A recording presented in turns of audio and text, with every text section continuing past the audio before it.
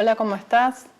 Mi nombre es Gabriela, soy miembro de la Iglesia Betel desde hace más de 27 años y espero te encuentres bien, disfrutando de este tiempo de Dios, compartiendo de sus maravillas que bendicen tanto nuestras vidas. Hoy quiero compartir con ustedes acerca de las transformaciones y los procesos que Dios tiene sobre nuestras vidas, cómo nuestro Dios actúa como un escultor, ¿sí?, que esculpe una figura y que en ciertos momentos esa figura necesita un tallado un tanto más profundo para lograr esa forma ideal que Dios busca en cada uno de nosotros. Quiero compartirte hoy mi proceso, esa parte del tallado de mi vida y la vida de mi familia que trajo muchísimas bendiciones a nuestro hogar y en lo personal a mi vida.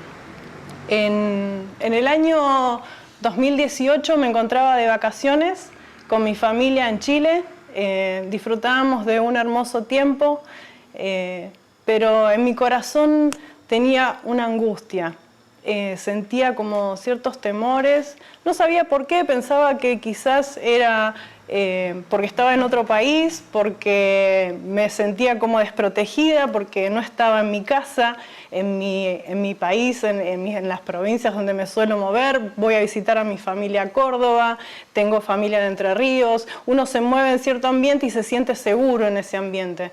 Nos encontrábamos allí en Chile y me sentía un tanto angustiada. Luego volvimos a la Argentina y cuando llegamos a casa voy a buscar unos estudios que me había hecho para llevarlos a mi médica, a la ginecóloga, y los dejo en su consultorio y me voy a mi casa.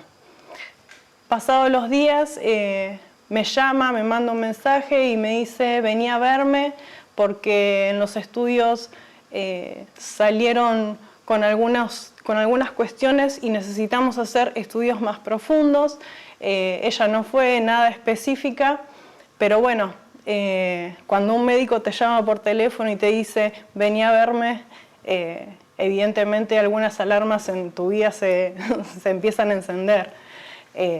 Entonces, bueno, fui a ver a esta médica y me dice: bueno, mira, vamos a tener que hacer un estudio más profundo, vamos a hacer una punción y te voy a derivar a un mastólogo. Cuando ella hablaba, en mi cabeza no tenía ninguna idea formada de lo que estaba sucediendo. Sí me llamaba la atención por qué tenía que hacer todo esto, qué era lo que había visto, pero en mi cabeza no había nada formado acerca de lo que sucedía. No me espanté, simplemente fui desarrollando el proceso y los pasos que ella me estaba diciendo. Y voy a ver al mastólogo, el mastólogo me hace las órdenes para poder hacer una punción. Recuerdo que era en el mes de mayo, creo, estaba jugando Argentina ese día. Jugaba Argentina con no sé qué país y voy a hacerme ese estudio. Tenía mucho temor porque nunca me había hecho algo así, un estudio de esa magnitud. Y bueno, fui acompañada de mi esposo. Recuerdo que bueno, estaba en la sala de espera y estaban las televisiones prendidas y se escuchaba el partido, se relataba el partido y me llaman. Y recuerdo que le dije a las chicas que me hacían el estudio: bueno, chicas, les arruiné el partido. Y bueno, entré, me hicieron el estudio, me mostraron lo que habían sacado, pero ellas no me dijeron absolutamente nada. Me volví a mi casa y tuve que esperar aproximadamente unos 20 días para poder tener el resultado de ese estudio. Cuando pasan esos días y esos días van avanzando, obviamente en tu cabeza empiezan a pasar un montón de pensamientos, un montón de inquietudes, cosas que te hacen palpitar fuerte el corazón. Y Y bueno, pasó el tiempo, esperé lo que tenía que esperar y llegó el día en que había que ir a buscar el resultado, la anatomía patológica de lo que habían sacado. Y recuerdo que yo estaba ese día en mi casa y fue mi esposo a buscar ese estudio y estaba inquieta, ya era tarde, eran como las 7 de la tarde y no era solamente las horas de ese día que había esperado, sino que eran las horas, los días, habían pasado más de 20 días con este pensamiento, con esta situación que se vivía en mi casa, si bien no era de angustia porque desconocía absolutamente todo lo que sucedía, pero había inquietud. Y llega mi esposo alrededor de las 7 de la tarde, ya había oscurecido, y recuerdo que antes lo había llamado por teléfono y le pregunto, Adri, ¿abriste el sobre? ¿Leíste el papel? Y él me dice, sí, pero no entiendo nada, me dice, no sé lo que dice.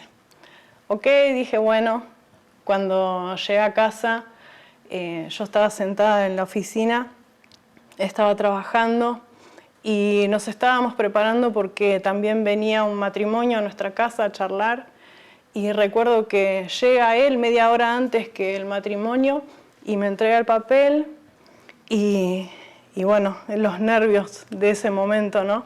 Abrir ese sobre y cuando lo saco empecé como a leer, eran como 3 hojas y primero hablaba de todo lo que se había encontrado, y cuando llego a la última hoja decía carcinoma in situ, carcinoma disperso, creo que decía, no recuerdo exactamente la palabra, pero cuando uno lee la palabra carcinoma, entiende lo que es. Me estaban entregando un papel que decía que tenía cáncer. Y recuerdo que miré el papel y lo miré a mi esposo y le dije, tengo cáncer. Y él se quedó helado, se quedó frío y no sabía qué decirme. Y recuerdo que me preguntó, ¿querés que cancelemos todo lo que vamos a hacer ahora? ¿Querés que le digamos a esta familia que no venga? Y recuerdo que estaba sentada en esa silla con el papel en mi mano y lo cerré, lo guardé en el sobre y dije, esto no cambia nada. Esto no cambia absolutamente nada de lo que viene para adelante y de lo que tenemos que hacer. Vamos a seguir adelante. Y así es que guardé ese papel, mandé a mi médica el resultado por teléfono. Hoy las vías son rápidas, la comunicación es rápida. Le mandé un mensaje, me llamó enseguida por teléfono y me dijo, sí, tenés cáncer. Dice, bueno, seguramente nos vemos en la semana y vamos a conversar. Y así es como recibí la noticia de esta enfermedad por la cual me tocó pasar. Así empezó, no sabía a qué me enfrentaba, pero sin dudas venía de parte de Dios una cincelada fuerte, una cincelada profunda. Me tocó llevarla en mi cuerpo, pero no solo fue para mí, sino que fue para mi familia, para mi esposo, para mis hijos. Mis hijos también pasaron por todo este proceso. Tengo un niño de 8 años, una niña de 12, en aquel entonces 2, 3 años menos, eran más chiquitos. Así que Dios nos procesó a ellos desde temprana edad y a nosotros, a mí, a mis 39, 40 años. Seguimos adelante con toda esta situación luego de ese día donde recibimos la noticia, fuimos a ver médicos, seguimos con los médicos. Con este diagnóstico en mis manos, empezó la gira por varios médicos. Recuerdo que fui a ver al médico que mi ginecóloga me había indicado, fui a ver a un mastólogo y luego de charlar con él no me quedé solo con esa opción, sino que fui a ver a 2 médicos más. Fui a ver uno al Hospital María Curie, que es un hospital público que tratan solamente cáncer. Y luego fui a ver a otro médico, también por la prepaga, y fui como escuchando información, escuchando opciones. No quería caer en manos de médicos de prepaga, porque hay un montón de cuestiones burocráticas que a veces hay que sortear y no quería solamente quedarme con una opinión. De hecho, este tercer médico que voy a ver, cuando me recibe en su consultorio, ve los papeles y en poco tiempo sacó su computadora y me empezó a mostrar un montón de cirugías reconstructivas. Yo todavía no tenía en mi cabeza lo que iba a suceder y él ya me estaba mostrando cómo me iba a reconstruir mi cuerpo. Y por ende salí huyendo de ese lugar y recuerdo que fui sola porque habíamos ido los 4 en familia. Mi esposo con mis hijos se quedó en el auto porque no queríamos todavía darles la noticia, no queríamos que escucharan todo esto.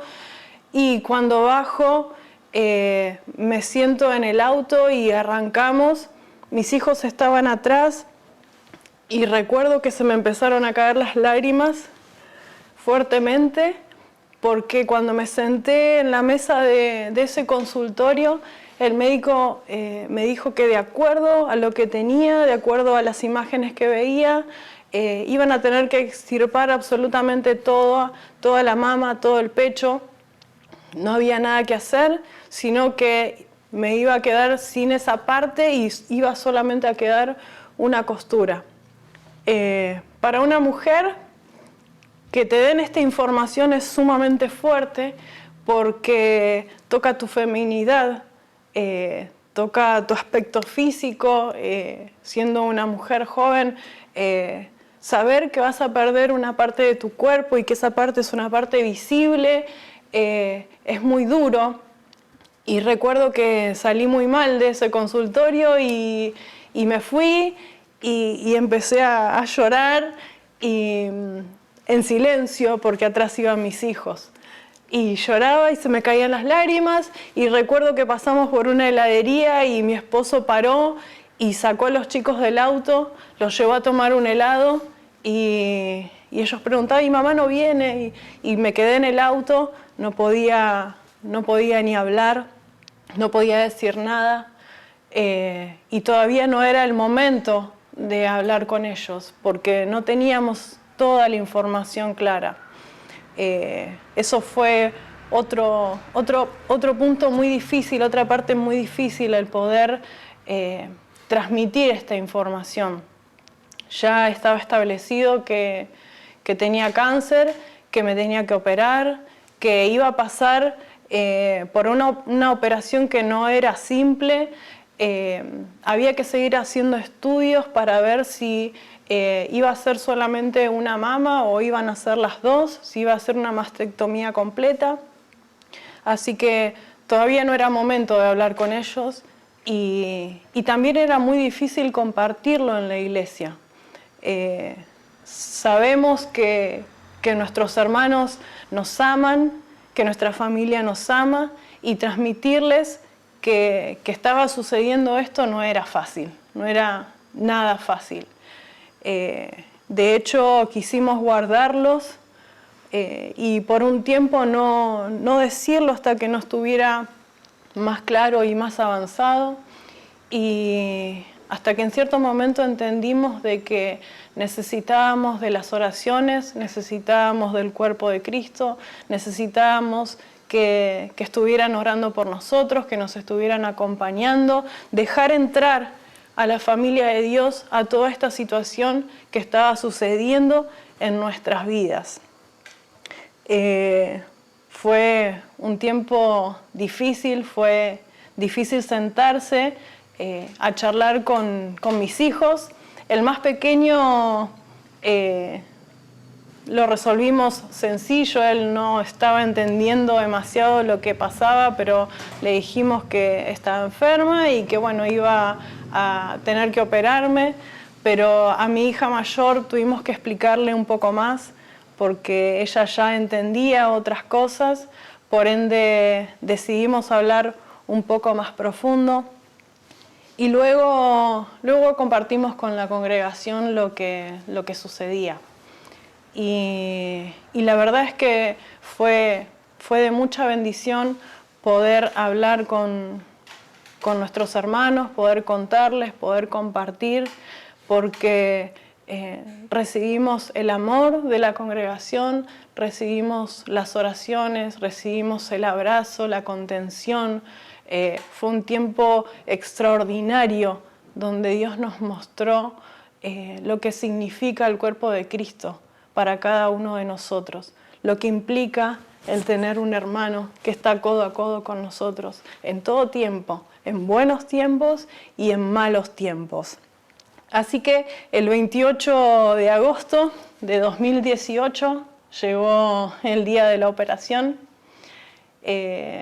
Recuerdo que hacía frío y era un día soleado, era un hermoso día. Y fue por la mañana que íbamos hacia la clínica y recuerdo caminar por el estacionamiento de la clínica, llevando todas las cosas y con tranquilidad, con paz, no con resignación. Todavía hasta esperábamos que no fuera eso, que cuando el médico abriera dijera no hay nada, no encontramos nada, porque cuando te dan este diagnóstico, hasta último momento vos esperás el milagro de Dios. Vos seguís esperando que cuando llegás ahí y abren, el médico se sorprende y diga, wow, no tiene nada, ¿qué pasó? ¿Qué sucedió? Un milagro.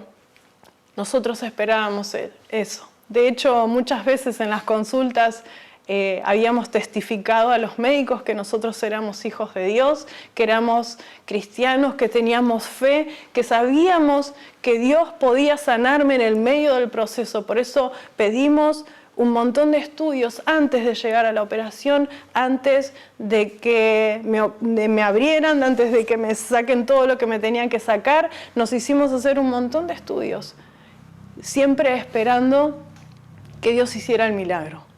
No perdíamos la fe. Pero el problema no era un problema de fe. La situación era que Dios estaba tallando nuestras vidas.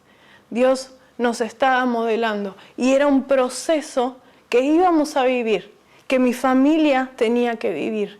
Y que acompañando, la iglesia también lo iba a vivir. Era un proceso que íbamos a tener que atravesarlo por completo. Y algo que Dios me había dicho es, no te vas a saltar ningún paso. Ningún paso. Lo vas a completar absolutamente todo. Este es el proceso, lo vas a recibir y lo vas a completar. Por eso es que llegó ese día y fui tranquila a la operación. Nos acompañaron nuestros amigos, estábamos en la sala ahí donde uno se cambia y se pone las vestiduras blancas, te ponen la cofia, te ponen las pantuflitas, te preparan y seguía tranquila. Recuerdo que me vinieron a buscar y me llevaron en una silla de ruedas hasta el tercer piso y entré en la sala de operaciones. Y por momentos parecía como si estuviera ya anestesiada porque tus sentidos están como alborotados, están como que la percepción no es completa de lo que sucede. Recuerdo que entré en esa sala de operaciones y al lado estaban naciendo bebés. Había sonidos de bebés que lloraban y había 2 salas donde estaban naciendo bebés. Y yo iba a la última, donde me tocaba operarme. Y recuerdo que entré en ese lugar, era frío, y miraba absolutamente todo lo que había ahí. Y me acostaron en esa camilla Y cuando ya me estaban por anestesiar, tomé a mi médico de la mano y lo bendije y le dije que Dios te use, que Dios te bendiga. Y así es que entré a la operación. Y terminó la operación y te despiertan, uno se va a otro mundo, no escucha nada, no sabe nada. Te despertás y no sabes dónde estás, no sabes qué hora es, no sabes qué pasó. Y recuerdo que me desperté y me vi absolutamente toda vendada. Y cuando me vi vendada, lo primero que le pregunté al médico es, ¿qué hay acá abajo? ¿Qué quedó? Tenía la incertidumbre si Dios había hecho un milagro o había sido extremo y no había quedado nada. No sabía qué había pasado.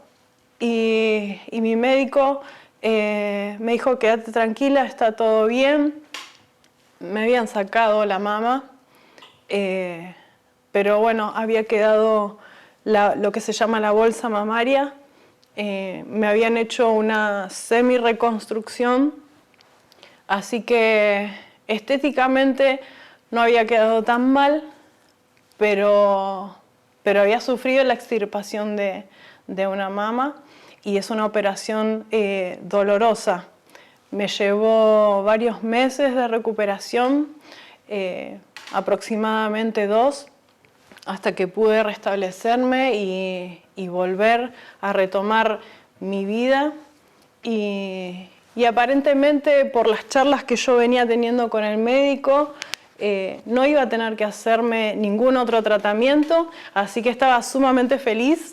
De hecho, nos fuimos a festejar, fuimos a comer con nuestros amigos que nos habían acompañado en todo ese proceso.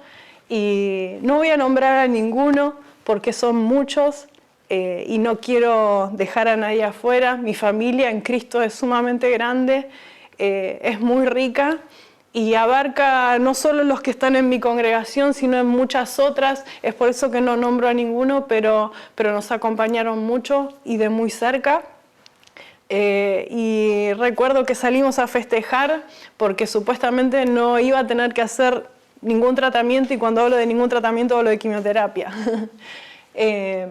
Pero bueno, pasó el tiempo de la recuperación y el médico mastólogo me dice, bueno, vas a tener que ir a ver al oncólogo, pero yo me había quedado con esta situación de que no iba a tener que hacerme quimioterapia. Bueno, fui al oncólogo. Recuerdo que entré al consultorio esperanzada porque me habían dicho de que no iba a tener que hacerme un tratamiento de quimioterapia. Y recuerdo que me senté, les llevé toda la anatomía patológica de lo que habían sacado. La anatomía patológica, para los que no conocen, es ese estudio minucioso de todo lo que se saca en la operación, de todo lo que se había extirpado. Y cuando el médico lee todo el informe, me empezó a explicar muchísimas cosas que hoy ya no recuerdo. Y habló bastante hasta que en un momento dijo, vas a tener que hacer quimioterapia. Después que dijo eso, yo ya no escuché absolutamente más nada. No recuerdo qué fue lo que él continuó diciendo, porque para mí fue como un baldazo de agua fría, algo que no esperaba. O sea, yo fui convencida de que no iba a suceder, y cuando dijo eso, lo primero que le pregunté es, ¿se me va a caer el pelo? Y él me miró y me dijo, sí. Y volvieron a mí esas palabras cuando Dios me decía, vas a pasar el proceso completo y no te vas a saltar ninguna parte. Cuando Dios te quiere procesar, Él lo hace bien, lo hace completo y hace absolutamente todo lo que es necesario. Es por eso que continuó adelante el Señor permitiendo de que todo esto sucediera. no me quedé con la opinión de este médico. Volví a ir a varios médicos. Volví a visitar otros oncólogos, caí en hospitales públicos, fui a otros oncólogos de medicina prepaga. Quería saber si lo que me estaban diciendo era así, quería saber si lo que me decían era lo correcto. Por ende, después de ir por todo ese circuito de médicos, todos coincidieron, salvo uno que cuando vio los estudios, cuando vio la operación, me dijo: sí, el tratamiento está bien, pero estás mal operada. Tenés que volver a operarte. Y ese fue como otro golpe de gracia que recibí en todo este proceso. Acaba de salir de una operación muy dura y me decía de que estaba mal. Hasta este momento siempre recibí todo lo que venía de parte del cielo. Algo que latía en mi corazón es: Señor, voy a abrazar todo lo que vos me mandes. Voy a abrazar todo lo que vos envíes. Y hasta este momento había sido así. Cuando me dan esta noticia, recuerdo que quedamos el día domingo en casa con mi esposo solos.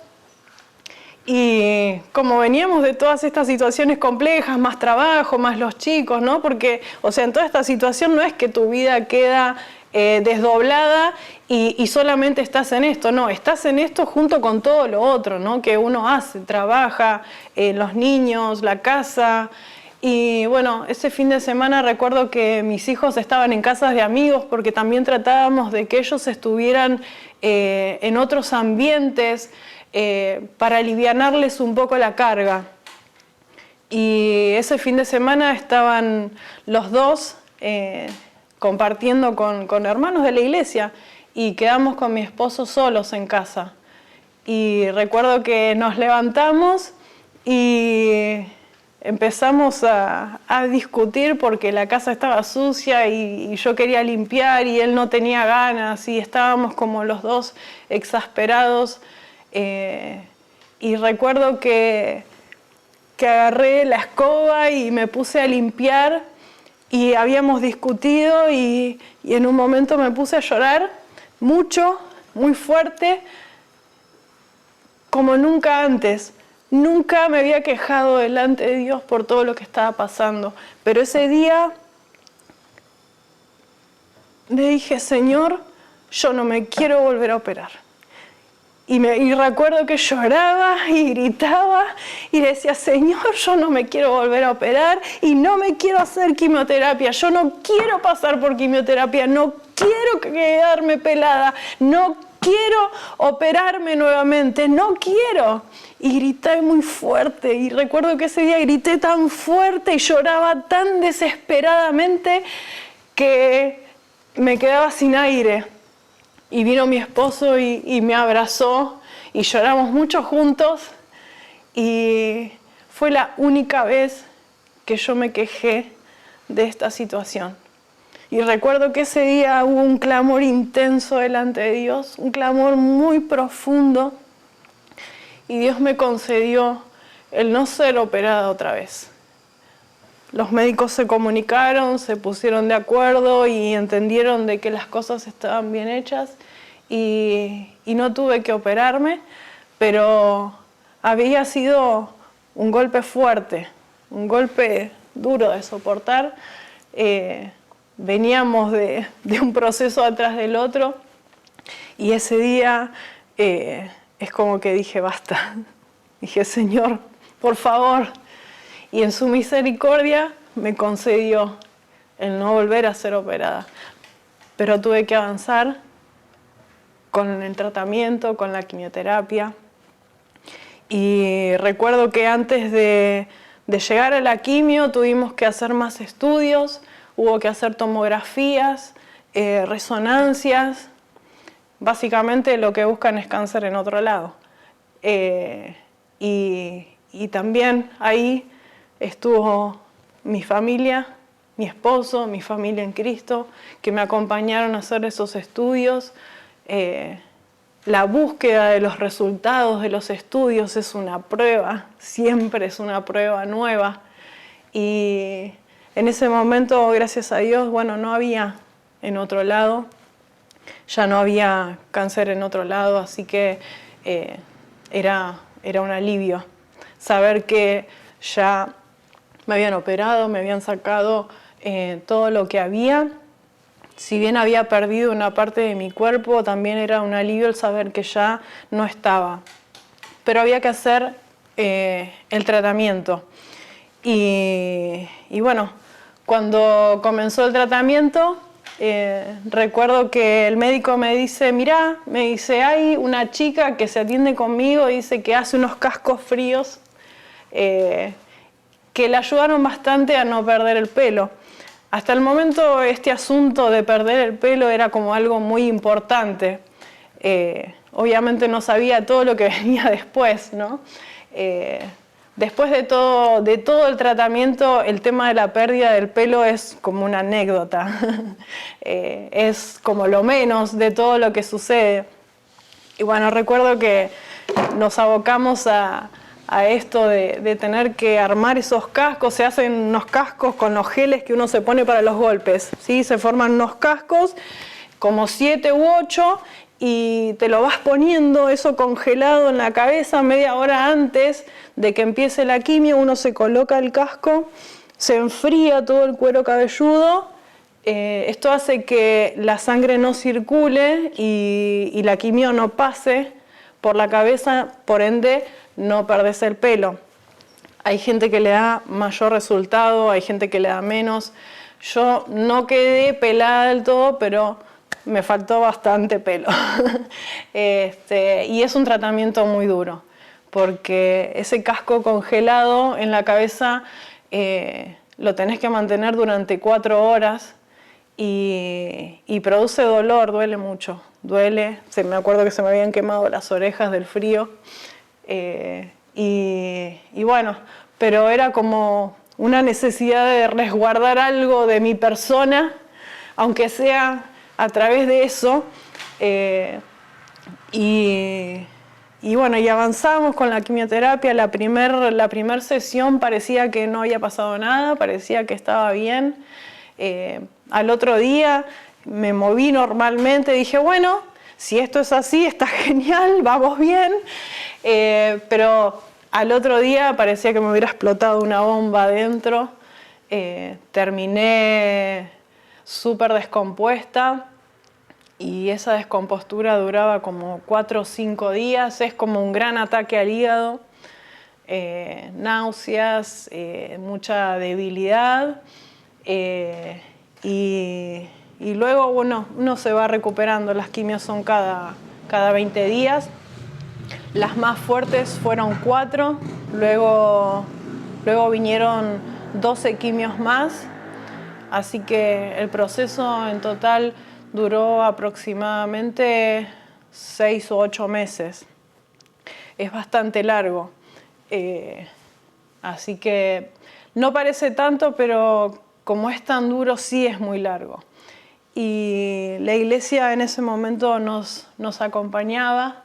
En especial iba con 2 amigas, en alguna ocasión me acompañó alguna otra, y recuerdo que nos íbamos con la heladerita, con todos los cascos adentro, con el mate, porque ellas 2 tomaban mate, conversaban, y yo, bueno, hacía el tratamiento. Y recuerdo de que fue mucha bendición tener a mis hermanas en Cristo en ese lugar. No me sentí sola. Mi esposo tenía que seguir trabajando, por ende tampoco podía estar siempre, y de algún modo no quería hacerlo pasar por ese momento. Quería también resguardarlo porque yo estaba descompuesta cuando me pasaban la medicación, y bueno, el que él no tuviera que ver eso era como algo que a mí me aliviaba.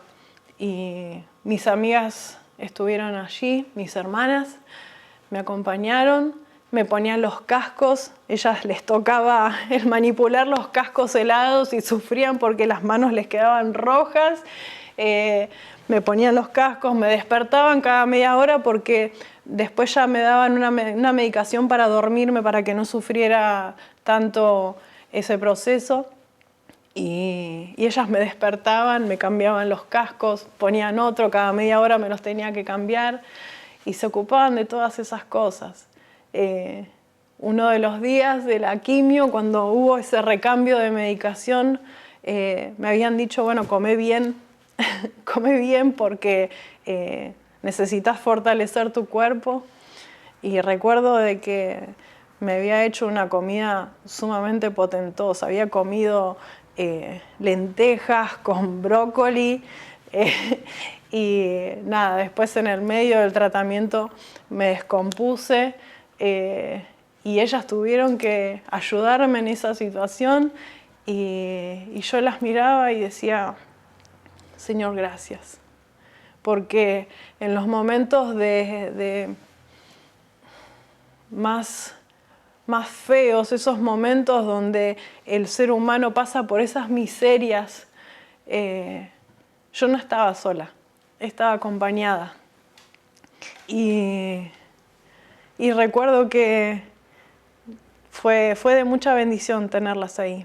El primer día de la primer quimio tenía muchísimo miedo también y estaba acostada en la cama y recuerdo que tenerlas a ambas ahí orando, oraron por mí antes de comenzar. En el medio de esa adversidad, sentir la presencia de Dios de una forma tan inexplicable fue tremendo, fue hermoso, porque Dios no estuvo ausente en ninguna etapa, en ningún momento. Dios siempre estuvo presente y siempre hizo sentir su presencia de una forma sobrenatural, desde el inicio de todo esto. Jamás me sentí devastada, jamás me sentí sola, jamás me sentí vulnerable, sino todo lo contrario. Recuerdo de sentir una fuerza que jamás en mi vida había sentido. Recuerdo sentirme como quien se enfrenta a una dura pelea y mi imagen mental de mi persona era que yo estaba así. Posición de superhéroe se llama eso. Cuando vos te pones así. Y recuerdo que yo me sentía así frente a todo eso. Y le hacía frente.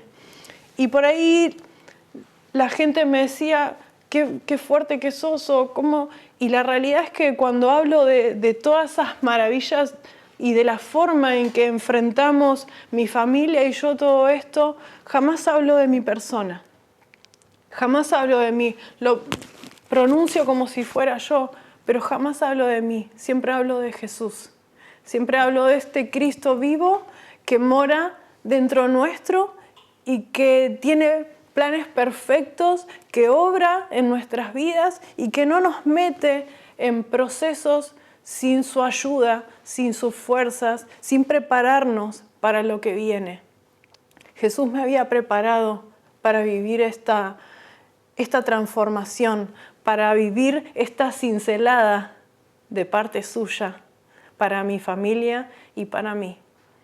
Durante muchos años viví en el camino del Señor, caminé en el camino del Señor. Conocí a Jesús cuando tenía 16 años y recuerdo que yo me enamoré de su persona. Nunca fui una adolescente rebelde. Recuerdo que yo llegué al camino del Señor sola porque soy la única aún de mi familia que conoce a Jesús. Y recuerdo que llegué y que me enamoré de Jesús. Nunca más me aparté de su camino, nunca más me fui. Y muchos podrían decir, bueno, ¿por qué te tocó pasar esto? ¿O por qué Dios te mandó a pasar por...? Y la realidad es que no lo sé. Pero lo que sí sé es que esto ha sido una gran bendición para mi vida, una gran bendición para mi familia, un gran proceso que fue sumamente doloroso, pero que ha dejado cosas maravillosas en nosotros. Durante todo este tiempo mi cuerpo se deterioró, pero recuerdo que seguía adelante con mis tareas del hogar, seguía adelante con mis hijos, seguía adelante con mi trabajo, seguía adelante con todo lo que hacía en la congregación, con todas las tareas que yo tenía. Era el verano, durante el tiempo de quimioterapia, y recuerdo que iba a la escuela bíblica y jugábamos con los chicos. Era el tiempo donde hacíamos vacaciones de verano de escuela bíblica y jugábamos con el agua. Recuerdo que mientras el cuerpo me dio y las fuerzas, estuve presente. Nunca quise detenerme, nunca quise parar, nunca quise quedarme en mi casa.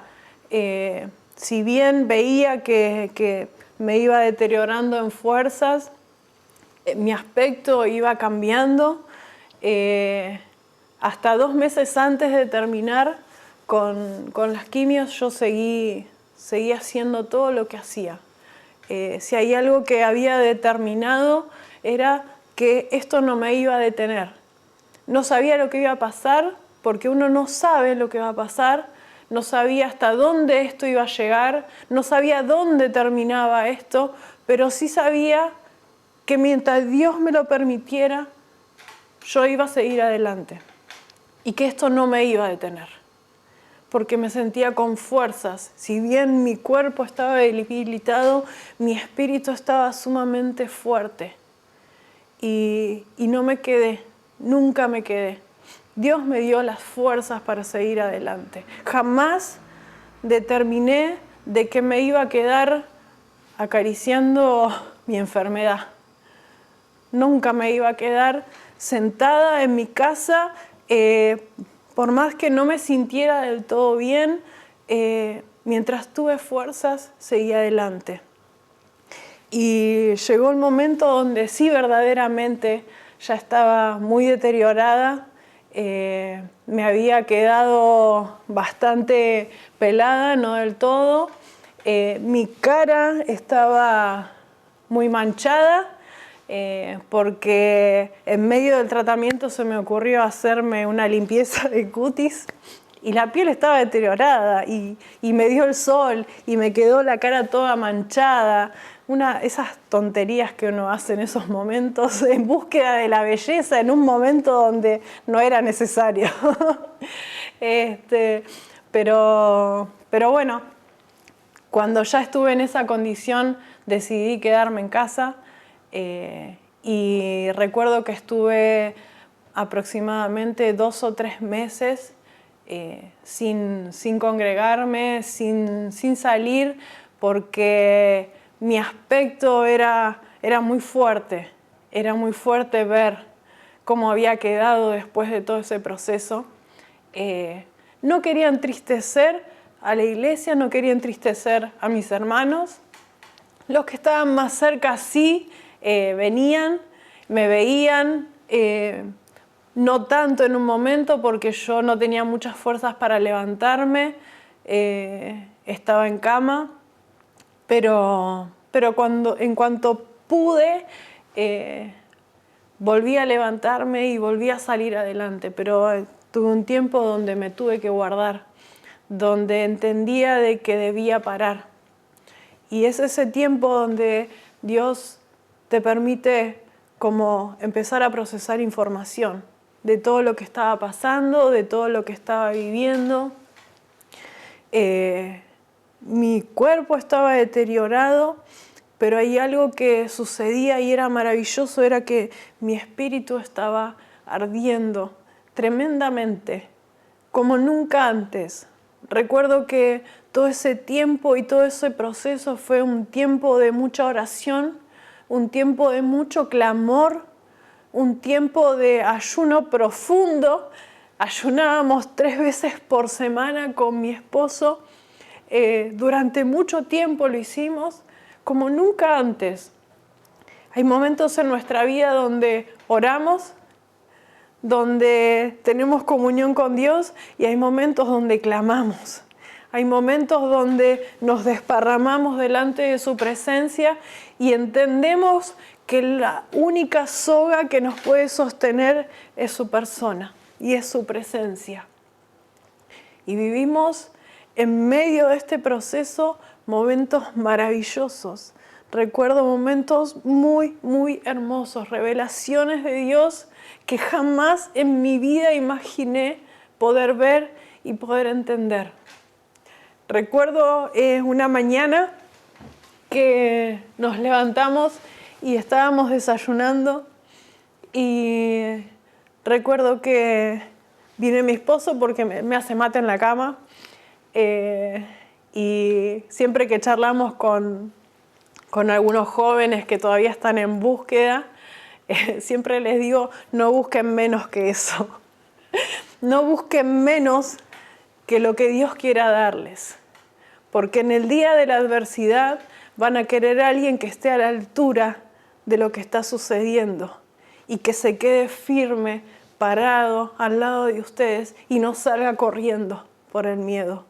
Van a querer a alguien que esté a la altura de la situación. Gracias a Dios, yo tuve a alguien que estuvo a la altura de la situación, que después de 20 años de casados, cumplió con sus promesas del día de nuestra boda, en la salud y en la enfermedad, en la pobreza, en la riqueza. Pero en este momento era momento de enfermedad. Y recuerdo que esa mañana viene con el mate a la cama y nos sentamos y empezamos a conversar, y en un momento lo miré a los ojos y Dios me permitió ver más allá de sus ojos. Dios me permitió ver a Jesús. Y recuerdo que lo miré y le dije, qué hermoso que sos, qué precioso que sos, qué maravilloso que sos. Y él me miraba como diciendo, no sé qué le puse al mate, no sé qué yerba compramos hoy. Y se rió y me miró y me dijo, ¿no será mucho? Y yo lo miré a los ojos y le dije, no te estoy hablando a vos, le estoy hablando al que portás. Le estoy hablando al Jesús que tenés adentro. Estoy adorando al Cristo que portás. Y lo que Dios me mostró en esa mañana es la magnitud de lo que portamos dentro. Lo que es portar a Jesucristo en nuestra vida. En ese momento, en esa ventana, el Señor me mostró a través de sus ojos. Yo pude ver en sus ojos la persona de Jesús. Y fue una de las cosas más maravillosas que yo viví en todo este proceso. Poder ver a Jesús no tiene precio. Poder ver la persona de Jesús en medio del vendaval, en medio de que la barca se está sacudiendo, en medio de la tormenta, poder mirar a los ojos y ver a Jesús no tiene precio. Porque eso indica de que todo está bien. Cuando ves a Jesús en medio de ese vendaval, sabes que todo está bien. Que no va a pasar más allá de lo que Él permita. Que absolutamente todo está en su voluntad. Y fue un tiempo de muchas cosas muy diferentes. Fue tiempo de llorar amargamente, fue tiempo de clamar, fue tiempo de reír, porque en todo este proceso había decidido de que todos los que estaban a mi alrededor no iban a pasar este tiempo con absoluta amargura. Había decidido que en mi mesa no se iba a comer enfermedad. En mi mesa no se iba a vivir amargura. Mis hijos, mi familia y mis hermanos no iban a comer amargura. Iban a comer de Cristo en esta etapa. Y decidí de que nos íbamos a reír. Y decidí que no iba a ser un tema tabú el cáncer, decidí de que no iba a ser una situación solemne y que nadie debía cuidarse de lo que decía porque estaba yo. Y fue un tiempo donde lo vivimos en la presencia de Dios y lo vivimos con la altura de los reyes, porque somos reyes de la casa de Dios. Y esta situación la vivimos, mis hijos, mi esposo, yo y los que estaban alrededor, con la altura y la elegancia de reyes. Porque no podemos pasarlo de otra forma, porque no podíamos vivirlo de otra manera. Somos hijos del Rey. Y de esta forma transitamos este proceso. Entendí de que no había de qué preocuparse. Los hijos de Dios tenemos solucionada hasta la muerte. Por lo tanto, no había de qué preocuparse. Estábamos en paz, sabiendo de que estábamos en sus manos. Un proceso duro, un proceso fuerte, tremendo, pero estábamos en las manos de Dios, entendiendo de que Él nos había puesto en esa situación, que Dios no se le había escapado, que Dios no se había olvidado de nosotros, que no era de que, sino que estábamos en sus manos siendo tratados y procesados, entendiendo de que había un perfecto plan, entendiendo de que había algo que Él quería hacer en cada uno de nosotros. Había decidido, junto con mi familia, muchas cosas. Habíamos decidido cómo transitar esta situación. Decidimos transitarla en fe. Decidimos dejar el nombre de Dios en alto. Sabíamos que nuestro Dios es un Dios que siempre había estado presente, que siempre había sido bueno con nosotros.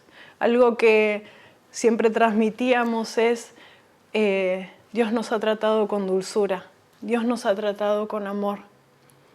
Y entendíamos que a través de esta situación íbamos a dejar su nombre en alto.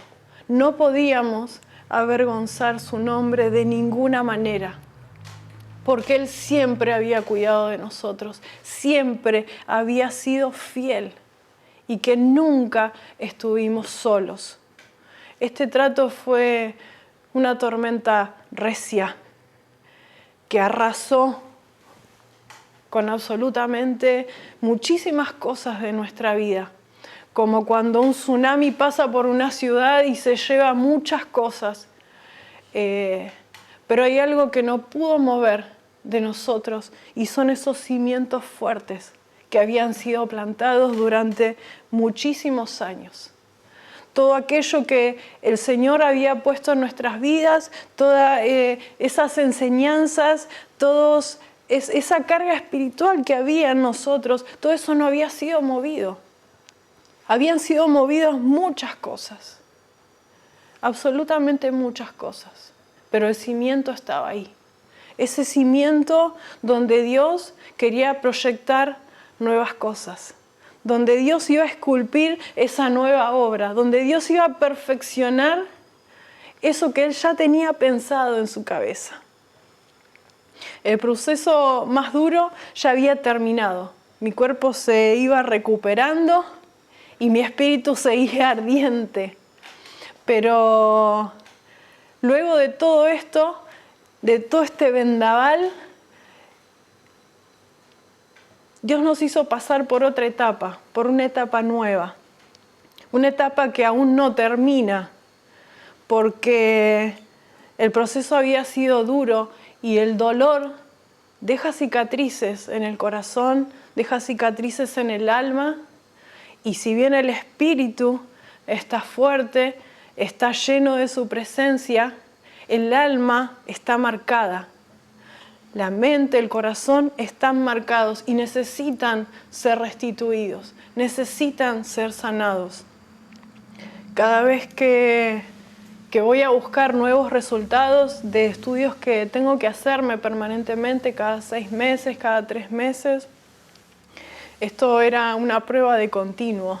ir a buscar los resultados y abrir los papeles y ver qué dice y ver qué hay. Siempre es una prueba. Y esto es algo que entendí que Dios va a tratar en nosotros, ya lo está tratando. Dios nos restaura, Dios nos sana, Dios hace su obra de forma perfecta. Dios transformó nuestra parte espiritual, pero también sana nuestra mente y nuestra alma. Dios no nos deja quebrantados después de estas situaciones, sino que Él hace la obra completa y nos restituye por completo. Y restitución habla de victoria, ¿sí? Habla de saber que tenemos un Dios que no nos deja, de saber que estamos siempre amparados por su persona. Así como a Job lo había hecho pasar por un proceso tremendo donde había perdido absolutamente todo, luego de todo ese proceso, Job dice, ahora entiendo de lo que hablo. Hablaba de lo que no sabía, de lo que no entendía, pero ahora entiendo. Entonces su parte espiritual había crecido, se había desarrollado, pero Dios no lo dejó destruido, pero con un espíritu fuerte. Dios restituye su parte espiritual, pero también restituyó su vida. Le entregó una nueva familia, nuevos hijos. No tenía los hijos viejos. Los hijos viejos, los primeros hijos, los había perdido. Pero Dios les dio hijos nuevos y restauró su felicidad en esta tierra.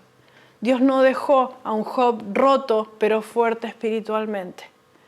El Señor, después de todo este proceso, va sanando nuestros corazones. Nos va haciendo tomar confianza, nos va haciendo ir hacia adelante. Empezamos a perder el miedo, porque el miedo está, porque el miedo existe, porque después de esta enfermedad, algo que siempre les solía contar a los que charlaban conmigo es, no sé qué va a pasar mañana. Dios no me dijo que yo no me voy a volver a enfermar más. Dios no dijo que este proceso terminó acá. No sé, no lo sé, no sé qué va a pasar. Lo único que sé es que mi Dios me tiene en sus manos. Y en este momento Dios me está restaurando y me está restituyendo. Me está dando nueva confianza, está sanando mi corazón, porque estos procesos dejan heridas y dejan marcas. Pero Dios no nos deja rotos, Dios no nos deja fragmentados por esta vida, con una vida espiritual súper ardiente. No, Dios hace una obra completa en nosotros. El proceso de restitución es un proceso de victoria, y esa victoria nos anima a creer que obtendremos nuevas victorias en el futuro. Nos hace entender que nuestra vida tiene una cobertura, que podemos vivir confiadamente nuestra vida y se hace fuerte y sabemos que tenemos un Dios que nos cuida, un Dios que nos protege y que cuando permite que pasemos por alguna pérdida de este tamaño, de esta magnitud, es para darnos algo más profundo, algo más grande, para que entremos en un nuevo nivel, una nueva dimensión de entendimiento de su persona. Y es indispensable tener fe, poner en práctica la fe en este proceso de restitución. ¿Por qué? Porque tratamos con cosas imposibles. Estas marcas que dejan estos procesos son fuertes y son marcas que nosotros como seres humanos no podemos manejar, no las podemos llevar adelante. Necesitamos de la sobrenaturalidad de Dios para que Él haga esta obra completa. ¿Sí? Sin dudas, este proceso fue pensado por Dios porque quería llevarnos a esta nueva dimensión del conocimiento de su persona, llevarnos a aguas más profundas, depositar en nosotros un mayor peso de su gloria.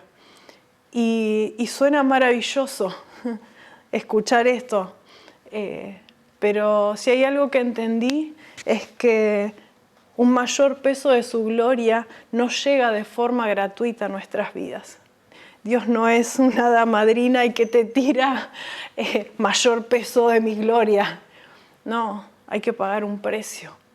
Para tener un mayor peso de gloria hay que pagar el precio, hay que estar dispuestos a soportar el trato y el proceso de Dios hasta que Dios forme y llene nuestro vaso. Dios forma esta vasija que somos para poder sobrellevar todo esto que Él deposita, para que le demos valor y para que podamos entender qué es lo que implica, la responsabilidad que implica.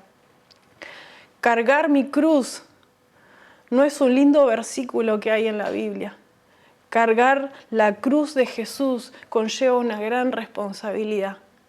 Y debemos ser entendidos en lo que implica cargar la cruz de Cristo. No es un lindo versículo y hermosas palabras. Hay una gran responsabilidad en cargar la cruz de Cristo y seguirle. Hay que tener determinación, disposición, fe. En este proceso no solo entendimos esto, sino que entendimos lo que es soberanía de Dios. Dios es soberano sobre nuestras vidas. Dios nos compró a precio de sangre y es dueño absoluto de todo lo que somos. Nuestras vidas no deben tener reservas para Él. Nuestras vidas le pertenecen en lo absoluto para lo que Él quiera y lo que Él desee. Sabemos que sus planes son buenos, la palabra nos lo dice, pero muchas veces estas cosas parecieran que no fueran tan buenas, no fueran tan maravillosas, pero sus planes son superiores.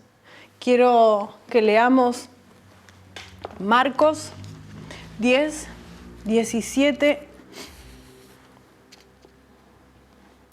Jesús aquí en este pasaje habla con el joven rico. Dice, cuando Jesús estaba por emprender su camino a Jerusalén, un hombre se le acercó corriendo, se arrodilló y le preguntó, «Maestro bueno, ¿qué debo hacer para heredar la vida eterna?» «¿Por qué me llamas bueno?», preguntó Jesús. «Solo Dios es verdaderamente bueno.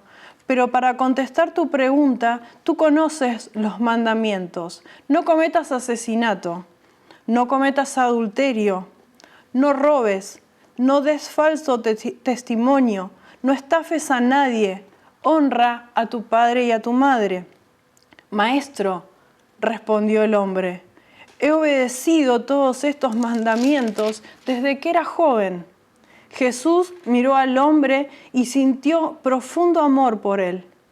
«Hay una cosa que todavía no has hecho», le dijo. «Anda y vende todas tus posesiones, entrega el dinero a los pobres y tendrás tesoro en el cielo. Después, ven y sígueme». Al oír esto, el hombre puso cara larga y se fue triste porque tenía muchas posesiones. Jesús miró a su alrededor y dijo a sus discípulos, «Qué difícil es para los ricos entrar en el reino de Dios». Este joven rico tenía posesiones a las cuales estaba aferrado. Le había entregado obediencia a Dios, había entregado sumisión, pero había cosas que estaban en la reserva. Había cosas que él no le había entregado y no las entregó y no estuvo dispuesto. Cuando nosotros recibimos al Señor en nuestra vida y le llamamos Señor, esto implica que Él es amo, dueño, rey, soberano y el que manda. Y le hemos entregado todo y todo le pertenece. No hay reservas para Él. No hay reservas. No hay reservas de vida, no hay reservas de hijos, no hay reservas de esposo. Todo le pertenece, absolutamente todo. Y Él es dueño y soberano de tratar con lo que Él quiere y de tocar de tu vida lo que Él desee. No podemos restringir de nuestra vida absolutamente nada para Él, porque todo le pertenece. Porque el precio fue muy caro. El precio fue de sangre. Fuimos comprados a precio de sangre. Por ende, absolutamente todo de nuestra vida le pertenece. No hay reservas para Él. si Él quiere tocar tu vida, si Él necesita tallar tu vida en algunas áreas y para eso toca tu salud, toca tu familia, absolutamente todo le pertenece. Entendí en este proceso que nada es mío, nada es mío, nada de lo que tengo, ninguna pertenencia, ni siquiera aún mi vida. Entendimos que su soberana voluntad está aún por sobre nuestra vida. Su soberana voluntad está por sobre nuestros deseos, por nuestras voluntades. Su voluntad está aún por sobre nuestra vida. No hay reservas para este Cristo que lo entregó absolutamente todo. Este joven se reservaba riquezas, estaba aferrado a tesoros de esta tierra, estaba resignando la vida eterna por tesoros terrenales. ¿Cuáles son las reservas que nosotros tenemos en nuestra vida que no somos capaces de entregarles? ¿Qué cosas nos vamos a guardar para nosotros? ¿Qué cosas de nuestra vida Dios no tiene jurisdicción sobre ellas? ¿Qué cosas no le hemos entregado? Porque le pertenece absolutamente todo. No hay reservas. No hay algo que podamos decirle, Señor, no toques. Señor, esto no. Absolutamente nada. Los discípulos quedaron asombrados de sus palabras, pero Jesús volvió a decir, queridos hijos, es muy difícil entrar en el reino de Dios. De hecho, es más fácil que un camello pase por el ojo de una aguja que un rico entre en el reino de Dios. Los discípulos quedaron atónitos. Entonces, ¿quién podrá ser salvo?, preguntaron.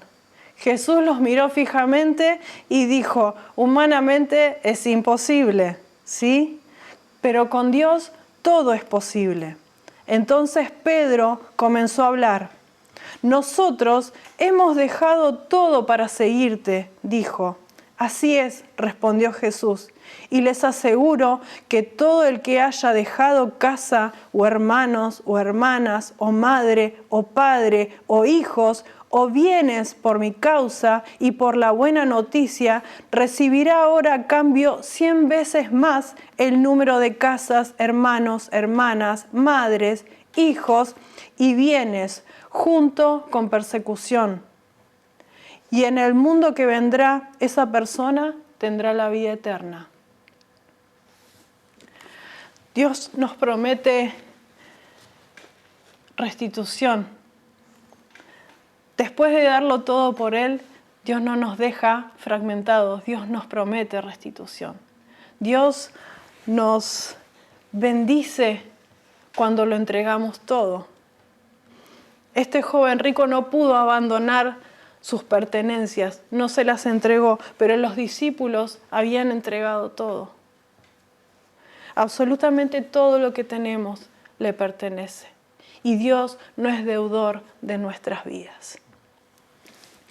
Aprendí muchísimas cosas en este proceso. Aprendí que le pertenezco, aprendí que Él es soberano, pero no lo aprendí gratuitamente. En este proceso perdí partes corporales, perdí un pecho, perdí ovarios, perdí capacidades físicas a causa del tratamiento. Hay cosas que volveré a recuperar de a poco, que van mejorando. Hay otras que no.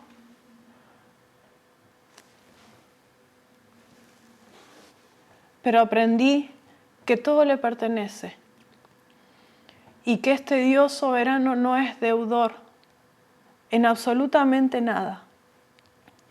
Y que habiendo perdido muchas cosas que para mí eran importantes, partes de mi cuerpo, entendí que gané la mejor porción de todas, que es la plenitud de Jesús en mi vida.